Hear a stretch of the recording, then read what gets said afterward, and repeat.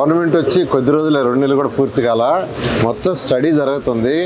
మరొక 2 నెలలు స్టడీ జరుగుతుంది. ఎందుకంటే గ్రీన్ అయితే ఇప్పటికప్పుడు టెండర్లు పిక్ చేయొచ్చు.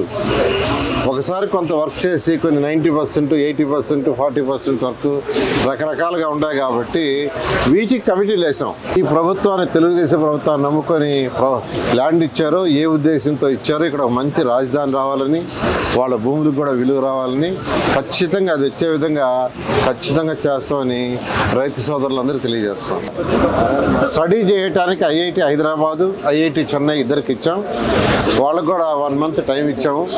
వాళ్ళు మొన్న వచ్చి స్టడీ చేశారు. ప్రైమరీ రిపోర్ట్ త్వరలో ఇస్తారు. ఇచ్చిన తర్వాత దాని మీద కొన్ని మళ్ళీ ఇంకా టెస్టులు చేయాలన్నారు. ఏదైతే బిల్డింగ్స్, రోడ్లు అప్పుడు కట్టామో గత 5 సంవత్సరాలు ఎటువంటి మెయింటెనెన్స్ కానీ దాని గురించి పట్టించుకోకుండా గత ప్రభుత్వం, వైఎస్ఆర్సీ ప్రభుత్వం వదిలేస్తే దానివల్ల కంటిన్యూ చేయాలని ముఖ్యమంత్రి చెప్పడం జరిగింది. కంప్లీట్గా 30 డేస్లో ఈ పని పూర్తి చేస్తే first step, this is the first step. ముఖ్యమంత్రి గారు ఇచ్చిన ఫస్ట్ ఆదేశం అంటే ఫస్ట్ కంప తొలగించండి.